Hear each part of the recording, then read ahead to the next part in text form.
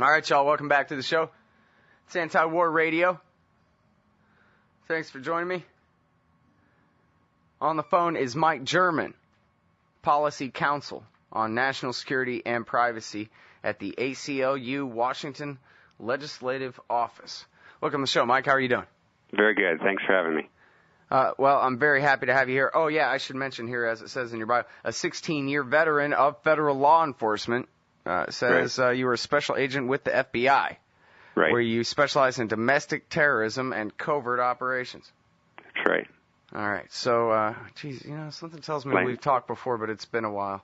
Yeah, we definitely have. I apologize. It's been a couple of thousand interviews now. And it's I'm sure. Straight. Anyways, so there was this piece by Charlie Savage the other day. In the New York Times. I'm sorry, I forget if it was yesterday or the day before that.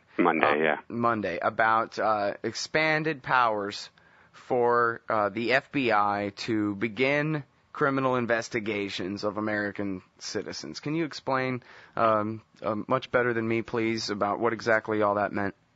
Sure. The FBI's investigative authorities are governed by something called the Attorney General Guidelines. These are rules put out by the Department of Justice. And they were originally put out in 1976 after the intelligence abuses during the Hoover era came to light. They have been modified many times over the years, most significantly in 2002 under Attorney General John Ashcroft, and then closer in December of 2008 under Attorney General Michael Mukasey, where they had the most radical change, where they actually took away any requirement of a factual predicate before FBI agents could start doing a type of investigation they were calling an assessment.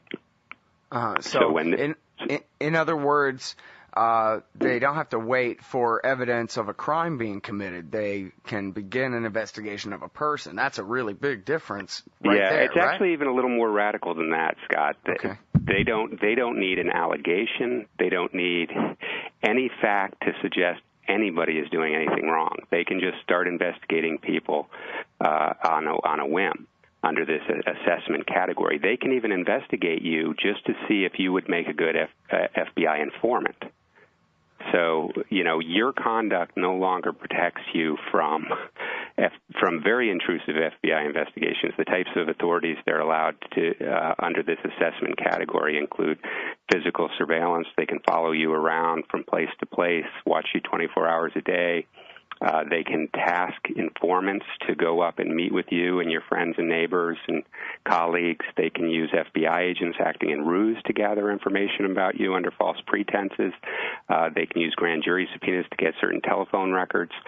So these are very intrusive authorities that they're allowed with no factual basis, no requirement that you've done anything wrong or even suspected of doing wrong.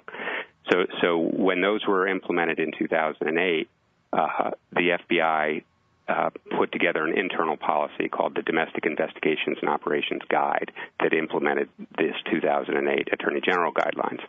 Well, we got called in last month because they were letting us know that they were going to amend that, just a couple of years later, to give themselves even more authority so that FBI agents could actually start gathering information about you even without opening an assessment. So, even just the minor administrative hurdle of actually opening an official case, they can start collecting this information from commercial databases. These are subscription services, not, just online stuff. That they can go to state and local law enforcement and gather information. Again, this isn't just criminal information. This could be information where you were a victim or a witness to a crime, and they could collect that information without even opening up a case. And so we thought that was extraordinarily broad claim of authority to investigate completely innocent Americans. Well, I hate to come off sounding all naive and young and things like that, but is there no law that prevents this? This is all just, the worst abuses of Hoover were only corrected by simple guidelines that could just be rewritten? Unfortunately, that's true. Congress, after the abuses were discovered, started working on what's called the legislative charter, which would have created legal restrictions around what the FBI could do. And the Attorney General guidelines were sort of written as a compromise that, okay, we'll create our own rules and we'll follow them.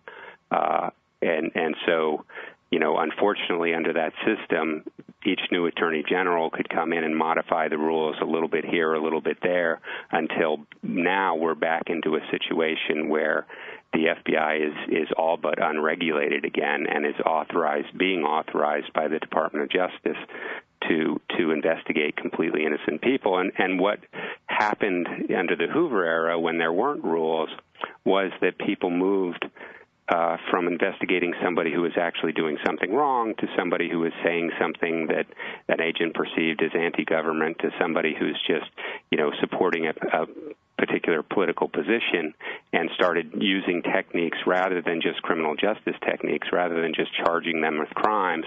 They were using these other what were called dirty tricks, mailing anonymous letters to your boss to try to get you fired, mailing information to your spouse to cause matrimonial disharmony. I mean, really awful things. And what we've seen since 9/11, when these rules have been changed, is the FBI is once again investigating groups because of their political beliefs. There was just a Department of Justice Inspector General report released in 2010 that detailed that the FBI had spent years investigating groups like Greenpeace and People for the Ethical Treatment of Animals and the Thomas Merton Peace and Justice Center for their political beliefs, and were gathering First Amendment information about their First Amendment activities that was being put in FBI files. Mm-hmm. So unfortunately, not too surprisingly, once you remove the rules, this type of abuse is going to occur again. Well, and of course, part of this is because they, quintupled or whatever the FBI's counterterrorism forces and the rest of these after September 11th, and yet there's no Al-Qaeda around here anywhere, and so they've got nothing to do except entrap people, and I guess they're running out of Muslims to entrap in this country, and so then, what are they going to do except pick on lefties all day? There was another thing in the New York Times about this long-term, intense surveillance of what appeared, according to the Times article anyway, to be what I'm here to tell you is just a typical left-wing Austin activist. And they're treating this guy like, he's about to lead Mao Zedong's revolution over here or something. Right. And, as a former law enforcement officer, I mean, there are bad people out in society. There are criminals who are doing harm to people. And so, we tend too often to think, well, if we give the police more authority, they'll use it wisely. But what we find is that they don't. That when they don't have guidelines that restrict them to investigating only people who they have some reason to believe are doing some illegal activity, what they end up is investigating people they shouldn't. And unfortunately, because so much of what the FBI does now is shrouded in secrecy, it's very difficult for us to get those cases out. I mean, the gentleman you're referring to in Texas there was Scott Crow, a local activist who actually had to spend years using the Freedom of Information Act trying to coax this information out of the FBI, and he's only one of many that we uncovered through Freedom of Information Act requests, and that is probably only the tip of the iceberg. Mm-hmm. Well, are you still there? Yep. Oh, okay. Well, I guess that was the FBI hanging up on this phone call. They're sick and tired of it. I tell you, my cell phone makes a weird noise on every call going out now. I don't know. I can't tell all the different tap sounds from each other. But I sort of suspect it's like The Simpsons, where they have a wire in between their floors, one for the NSA and one for the FBI and one for the ATF and one for... It is amazing, and we just recently came through the Patriot Act reauthorization debate, and something that Senator Wyden from Oregon said was really very chilling. He indicated that the government had a secret interpretation of the Patriot Act, and that they were using it in a way that he thought would shock and anger most Americans if they find out about it, and yet the Department of Justice is unwilling to release that information. Yep, and on it goes. All right, well, thanks very much for your time. Mike German, everybody, from the ACLU. Keep fighting them up there. Appreciate it. Thank you.